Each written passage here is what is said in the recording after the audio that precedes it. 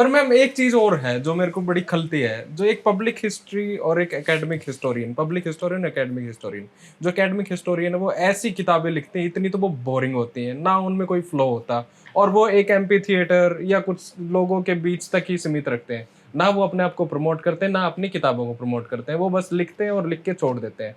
Rather जो ये public historian है, जो मतलब कई ऐसे, जैसे मैं नाम तो क्या लूं, ऐसे जो बहुत डालरिपल है और भी कई लोग हैं। आजकल नए क्रॉप निकला है पूरा। हाँ, ठीक है, नई चीज भी होनी अच्छी चाहिए। बात है, मैं कोई बुरा नहीं कह रही उसको। हाँ, मन्नू पिल्ले हाँ, बहुत हाँ, सारे हैं, मन्नू हाँ, वो कई बच्चा है, वो अच्छा काम कर रहा है, ठीक अच्छे है, काम कर हाँ, रहे हैं। हाँ, हाँ, कोई बुरा नहीं कर हाँ, रहे। तो हाँ। इस तरीके का जो एक ये इन दोनों के बीच जो डिस्कनेक्ट है, पब्लिक हिस्टोरियन और एकेडमिक हिस्टोरियन का, ये कैसे खत्म हो, और एकेडमिक हिस्टोरियन जो है वो ज्यादा लोगों तक कैसे पहुंचे, और वो जो बोरिंग लिख रहे हैं वो थोड़ा सा ढंग से कैसे लिखना स्टार्ट करें, ये तो मतलब एक वैसे पर्सनल भी है। देखिए, हाँ, आप किसी भी देश की हिस्ट्री में अगर आप चले जाइए, आप कहीं भी चले जाइए, आप यूके में चले जाइए, अमेरिका में चले जाइए, यूरोप में देख लो आप, जहाँ बहुत पुरानी ट्रेडिशन हिस्ट्री के रहे हैं, तो देखो एक सीरियस जो एकेडमिक हिस्ट्री राइटिंग होती है, उसमें ये कहना ये बोरिंग है या ये नहीं है, वो इशू नहीं होता है।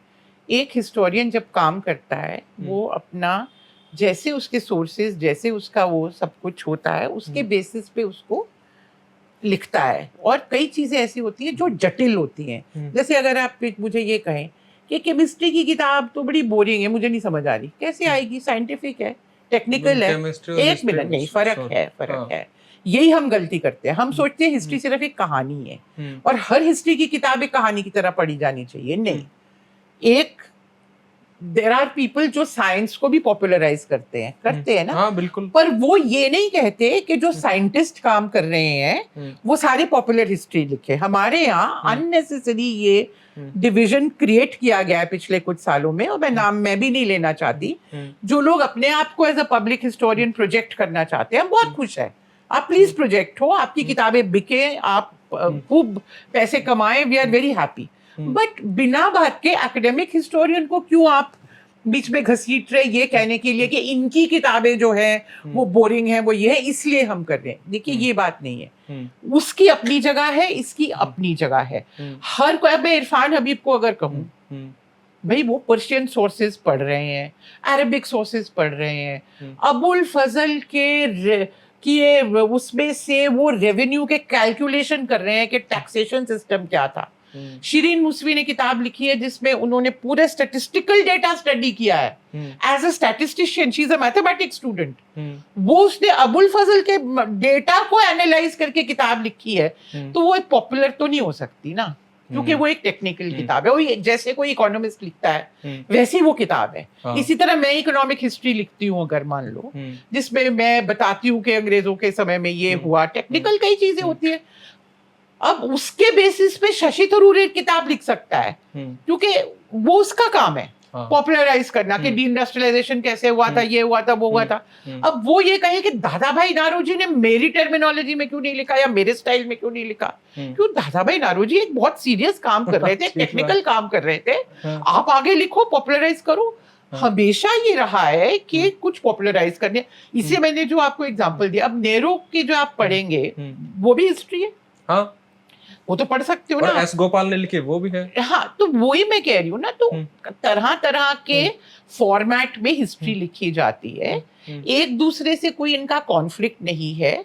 जो पब्लिक हिस्ट्री जिसको हम कह रहे हैं, एक तरह से पॉपुलर हिस्ट्री, एक्सेसिबल हिस्ट्री, वो तभी लिखी जाती है जब पहले जो बोरिंग, जिसको आप कह रहे हो सीरियस हिस्टोरियन, जटिल तरह का एक लिखता है, उसके पढ़ के जो है पब्लिक हिस्टोरियन आगे कहानी बताता है ना। ये तो है। आप देखो, अब कोई डालरिम्पल जो है ना, वो 100 साल के या उस लेवल का डिटेल्ड आर्काइवल रिसर्च तो नहीं कर सकता ना। वो 10 किताबें पढ़ के या 20 किताबें पढ़ के उसको पॉपुलर फॉर्म में डालेगा। शशि थरूर भी यही करेगा। शशि थरूर ने नेहरू पे रिसर्च नहीं करी है ना, एस गोपाल ने करी है।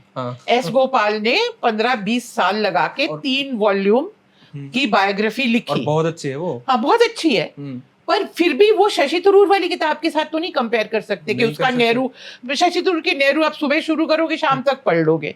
हाँ गोपाल के 3 वॉल्यूम स्टडी करने के लिए कम से कम सीरियस हो तो महीना तो लगेगा। हाँ ऑब्वियसली नोट्स लोगे, हाँ। समझोगे, आगे जाओगे, पीछे जाओगे, फुटनोट पढ़ोगे।